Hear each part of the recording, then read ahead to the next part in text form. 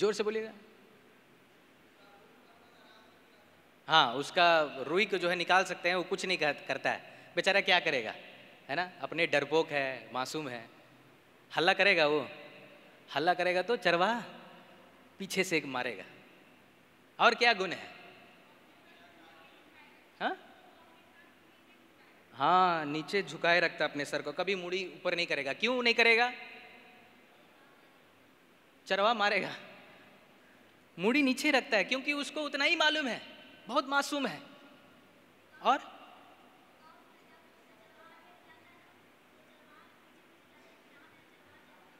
उसके पीछे पीछे जाऊंगा। चरवा के कभी इधर उधर नहीं जाएगा, अपना ट्रैक को कभी बदलेगा नहीं, सीधा रखेगा। जहां चरवा जाता वहां, चरवा कुआं में कूद जाए, भेड़ भी इतना भरोसा रखता है।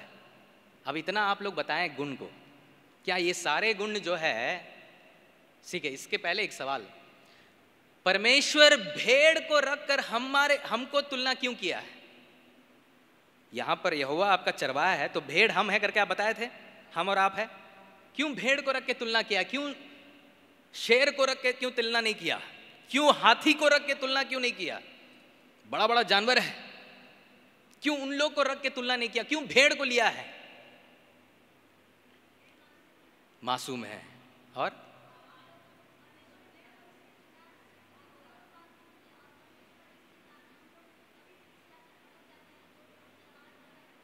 हाँ, क्योंकि भेड़ का जो भी गुण आप लोग बताए थे ना, सारे गुण हमें पाए जाते हैं। हम लोग डरपोक है, मानते हैं कि नहीं? आप लोग डरपोक है?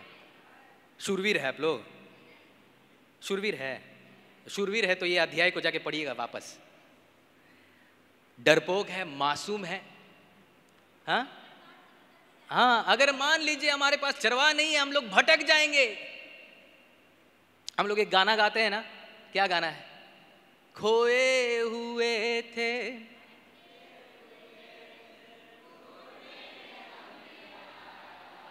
या हम गए उसके पास कि वो आया? क्यों वो आया? क्योंकि हम भटके हुए थे और खोए हुए थे, भेड़ के समान है हम लोग। इसलिए परमेश्वर यहोवा, अगर आप मानते हैं यहोवा आपके चरवाहा हैं, तो यहोवा जो है भेड़ को रख के हमारे और आपको तुलना करता है। इसलिए क्योंकि आप और हम मासूम नादान है इस दुनिया में, हम नहीं जानते हमारा भविष्य क्या है। कितने लोग जानते हैं अगला क्षण में आपका जीवन में क्या होगा करके? जानते हैं आप लोग? अच्छा, ये हमको बताइएगा, आपके शरीर में कितने हड्डियां पाई जाती हैं मालूम है आपको? 206 गिन के रखे हैं। कितना हृदय है, कितना फेफड़ा है, कितना कलेजा है,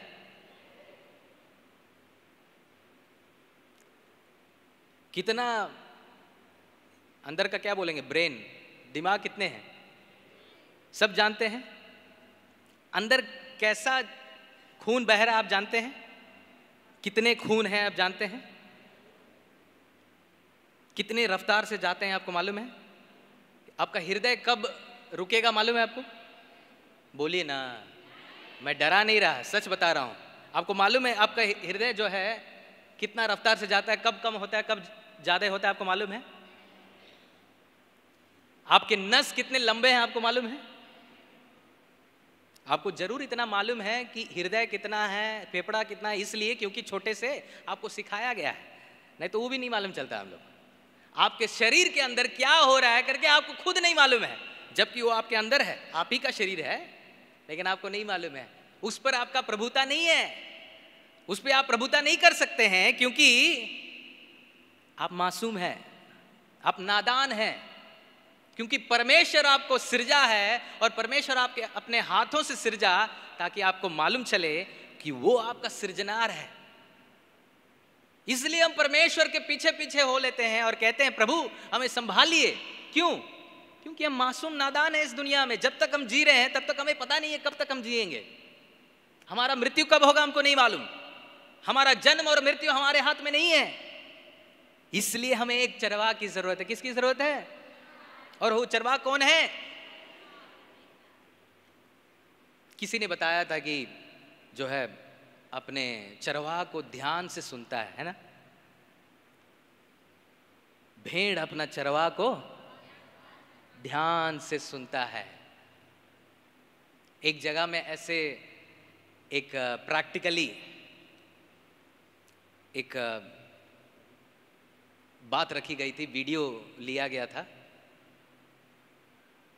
उसमें देखा गया था कि बहुत सारे भेड़ हैं, 200-500 के लगभग में भेड़ हैं, और वहां पे 4 जन को मौजूद किया गया था। कितने जन को? पहले 3 जन जो थे वो चरवाहे नहीं थे, कोई और देश के थे, कोई और जगह के थे। पहले उन 3 जन को भेजा गया ताकि वो भेड़ को बुलाने के लिए, इकट्ठा करने के लिए। समझ में आ रहा है मेरी बात? पहला व्यक्ति आया, चिल्लाया, ए इधर आओ। एक भी भेड़ सुना नहीं, नजरअंदाज कर दिया।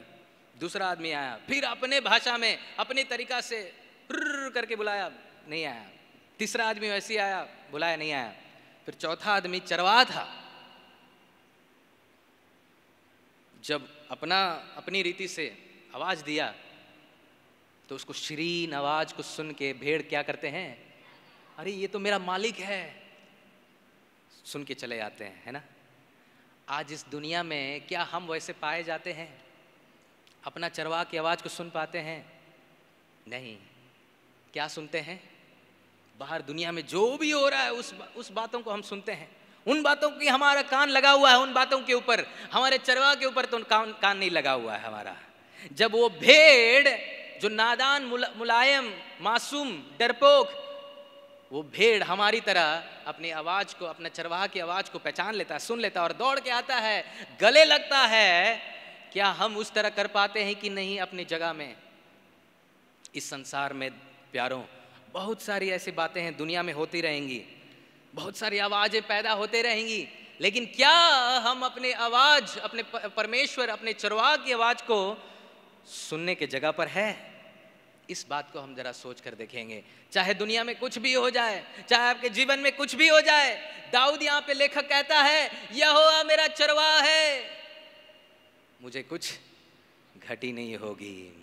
तब दूसरा वचन और तीसरा वचन सब लागू होगा आपके जीवन में, और छठा वचन में भी लागू होगा। छठा वचन में लिखा हुआ है, निश्चय भलाई और करुणा जीवन भर मेरे साथ साथ बनी रहेगी, तुम्हारे साथ बनी रहेगी, और मैं यहोवा के धाम में सर्वदा वास करूंगा करके लिखा हुआ है। जरूर आपको करेंगे, जरूर आप ये सारी बातें मिलेगी आपको, लेकिन हमें विश्वास करके उसको अपनाना होगा, मानकर उसके अनुसार चलना होगा। दिन प्रतिदिन कोई भी कमी घटी हमारे जीवन में क्यों ना आ जाए, उस पर भी हम कुड़कुड़ा कर अपनी प्रतिक्रिया को प्रकट नहीं करना है। कैसे प्रकट करना है? कैसे बोल के? याद रखिएगा, भजन संहिता 23वां अध्याय 1 वचन, यहोवा मेरा चरवाहा है, मुझे कुछ घटी नहीं होगी करके अगर आप विश्वास से, हृदय से अगर आप कहेंगे, तो जरूर जो है आप मानते हैं कि यहोवा आपका चरवाहा है और आपको कुछ घटी नहीं होगी। 23वां अध्याय जो है इस लेखक ने लिखा है, अगर आप मानेंगे तभी आपके हर पहलू, ये 23 अध्याय जो है जीवित रहेगा। अगर नहीं मानेंगे तो ये मरने हुए का समान है, मरे हुए का समान है। 23वां अध्याय जीवित नहीं है, इसका मतलब अगर आप मानते हैं यहोवा मेरा चरवाहा है, तब 23वां अध्याय आपके जीवन के हर पहलू में जीवित रहेगा। बोलेंगे हालेलुया। आइए आंखों को बंद करके हम उस परमेश्वर यहोवा को ताकेंगे, हमारे चरवाहा को ताकेंगे। ऐसा चरवाहा है हमारा